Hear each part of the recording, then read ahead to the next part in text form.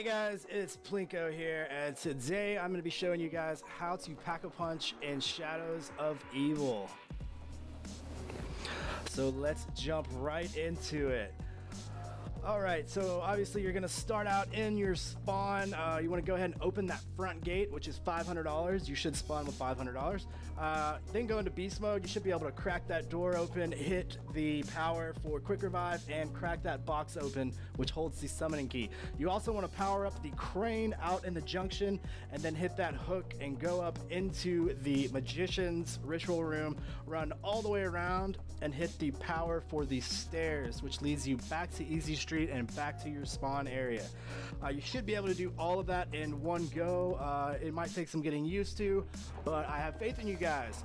So when you come back out of beast mode, you want to grab that summoning key and then make your way out front to the junction and pick up the ink pen that the crane drops out of that box.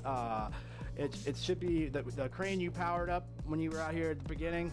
That crane will drop a box, and that box breaks open and has this ink pen inside of it. Once you pick the ink pen up, you want to make your way to the ritual room, which is back up these stairs in the spawn area. I don't know what I'm doing here. I'm finally going to pick up this pen. Once you do pick up the pen, you obviously are going to spawn these two gatekeepers. Every time you pick up a ritual object, you will spawn these two gatekeepers, so watch out for that. They're pretty easy to kill, not a big deal, and we're doing all this on early rounds, so nothing to worry about here. Grab a gumball, why not? I have a ton of money. Alright, so now we're going to make our way back through the spawn area and up the stairs we just unlocked when we did the beast mode in this area. Now we're going to make our way to a ritual table, which is in the room right around this corner. Now here's the thing, guys. Every character in this game, there's 4 characters. Every character has their own area with their own ritual room and their own ritual table. And there's going to be a part that you have to find in each area for the rituals for each character. I'll explain that in more detail here in a little bit. All right, so once you to start the ritual, you walk up to the ritual table like I just did, hold square or X, whatever it is on Xbox, and you will place the summoning key down, and you will place the part down that you picked up for your character. Now this will spawn gatekeepers, and what I like to do is just run them around in a circle instead of killing them, unless you need the points. I didn't need the points. To me, it's a lot safer. You don't even have to worry about anything. Just train them around. It gets a lot less chaotic. Now you want to make your way to the next area. It doesn't matter which area you go to. You do not have to do these in any particular order. I chose to do the waterfront area. It's just what I do. You can do whichever area you like.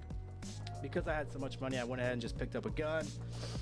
Alright, so you want to open up both of those doors. Make sure you have enough money to open up that second door. That's very important for this next step. Then you want to go into beast mode. And then as soon as you go into beast mode, you can jump straight up, knock that box off of that ledge, jump straight down, open the rift door right there, and then you should be able to run all the way down to the boxing ring and open up the front door. This is the ritual area for the boxer, which is the second character.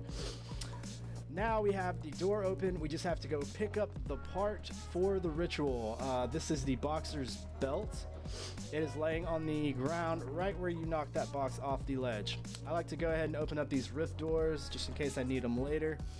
And remember, you are going to spawn these gatekeepers or reapers, whatever you want to call them. I think they're officially gatekeepers, but they really don't have anything to do with what we're doing right now. All we are worried about right now is opening up Pack-a-Punch. I'm just showing you guys how easy this really is. It takes about 15 minutes if you do it this way.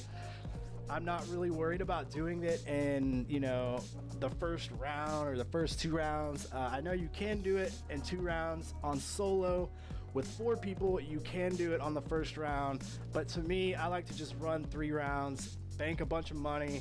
That way I can knock this whole thing out in 1 round. It's a lot quicker. It's a lot less to worry about. You can buy a gun and not have to worry about money. That's just the way I like to do it. All right, so again, you want to activate the ritual by hitting the ritual table and just train these gatekeepers around. They are not fast at all, so it's pretty simple, to be honest.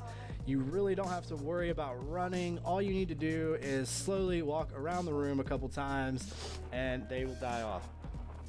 Now, once you complete these rituals, you need to pick up the gate worm that drops down on the table. It's a weird gremlin alien looking fucking thing. This is the second ritual. So every 2 rituals you do, you will spawn a Margwa. So be careful about that.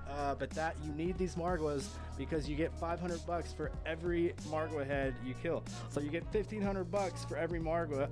Plus, every time you do a ritual, you get 500 bucks. So that is where you get your money to continue doing these rituals. All right, so now we are in the 3rd location. This is the Footlight District, and again, we are doing these in no particular order. You can do these in any order you would like. This is the Footlight District, the district for the femme fatale or the burlesque dancer. I go ahead and open the door to the burlesque, and then you want to shoot straight across the platform onto the ledge, run down the stairs. I went ahead and unlocked the perk just because I had the time. Then you want to jump across to that other ledge, knock that box down on the ledge like I just did earlier. And if you have time, go ahead and unlock the rift door down there where the portal is. You really don't have to do the perk. I don't usually worry about the perks unless, like on this one, I just feel like it's so close. Why not? I'm already right there.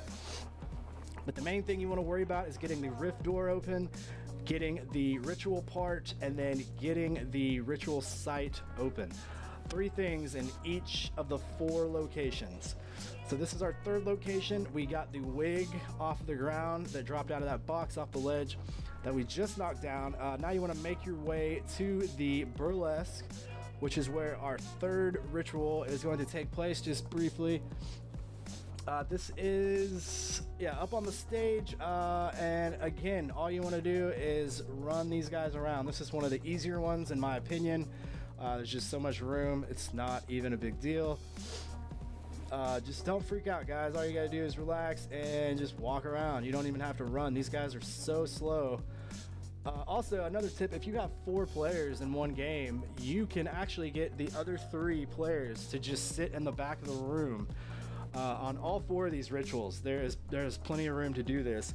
You can have 3 players just sit in the back and 1 player just run the gatekeepers around. It is a lot less chaotic and a lot less stressful on everybody. I just think it's easier. I highly recommend it. All right, so this is the 3rd ritual. Pick up that gate worm and head to the next location, which is going to be the Canal District. Now, in the Canal District, we are going to, I go ahead and open the door. It looks like I took the train here, actually, but you can open the doors. Either way, you got to get to that location. Hit the beast mode. Now you want to knock, there's a box inside of that vent you want to knock open. Then you want to knock open those doors, which leads to the rift, and then hit the power right there for the badge door to open so you can get the item. Then look straight up. There should be a hook you're able to latch onto, and this is in the Ruby Rabbit, which is the 4th location we need to unlock. Now you unlock those stairs, and you should be able to do all of that again in one run of the beast mode with some practice. Then all we gotta do is go pick up the ritual part, crack that last door open, go up and do our last ritual. This is the badge for the Crooked Cop, and again we are in the Canal District. Looks like I forgot to open that rift door, which I usually like to do, but whatever. All right, so here I guess I hit the box because why not? I have enough money, and this is the last ritual, so I'm not really worried about money anymore. Bootlegger, all right. All right, so now we make our way up to the Ruby Rabbit and proceed to complete our 4th ritual. Now, after you complete your 4th ritual, I will explain in further detail why we are doing these rituals and what we are collecting these gate worms for. That's just part of the musical Easter egg. I will probably have another video out about that. But don't worry about that right now. Like I said, all we're worrying about in this video is opening Pack-a-Punch and getting you guys Pack-a-Punch in as little time as possible, as easy as possible. Because that is one of the things about this map that is so annoying. I love this map to death, but after you play it 100 times, doing these rituals every time gets pretty old. But once you simplify it like we have done here, it is not a big deal at all. So the Ruby Rabbit, this is one of the hardest locations, this and the boxing ring, in my opinion, just because of all the stuff that's in the way. It gets kind of tight. But like I said, with 4 people, you can get the other 3 guys to stand upstairs and then have one guy just run these guys around, no problem. All right, so because this is our 4th ritual, we're gonna have another Margwa spawn, so be warned about that. But because it's early rounds, these guys, don't let them scare you, dude. They're so easy. You can even do it with your pistol that you spawn with. It is not hard. And like I said, every time you kill those Margwas, you get 1,500 points. So go ahead and maximize on that, the pointage. Also, every ritual you do, you get 500 points. I don't know if I said that earlier. All right, so after you get the 4 rituals completed, you want to find one of the 3 portals. There's one in the Footlight District, one in the Canal District, and one in the Waterfront District. All those portals lead to this sacred place, which is the secret room. Now, all those symbols on the wall right there you just saw light up after each ritual you do. So after you complete all 4 rituals, you should be able to unlock the secret room in the back of the sacred place. This is where you will unlock the Pack-a-Punch machine. The 4 gate worms I was mentioning earlier that we just collected, this is where they come into play. You'll see these 4 holders around in the secret room back here. You want to lay down your gate worms in each of the 4 holders. So there should be 4 total. Once you lay down all 4 of the gate worms, you should be ready to run your 5th and final ritual. Now, every time you lay down one of these gate worms, it opens up a little path around the room. You should be able to jump straight across now to that ritual table, which is just like all the other ritual sites. And then to complete this last step, you want to lay down your summoning key, and this is going to be just like any other ritual that you've just done. There's a bunch of these gatekeepers that spawn, but the difference is you have so much room down in this area. I don't even worry about them. I just shoot them just because it's easy, it's points. I mean, you have so much room to run around. I'm not worried about any gatekeepers spawning in front of me or behind me. So just run that around. It doesn't take very long. And then as soon as we're done with this, we will open up the Pack-a-Punch machine. And this is not your normal Pack-a-Punch machine if you are used to playing zombies in the past. This is new. But first, we get an introduction to the Shadow Man. Now this guy is the guy you will hear talking to you throughout the map at the entire story of this game.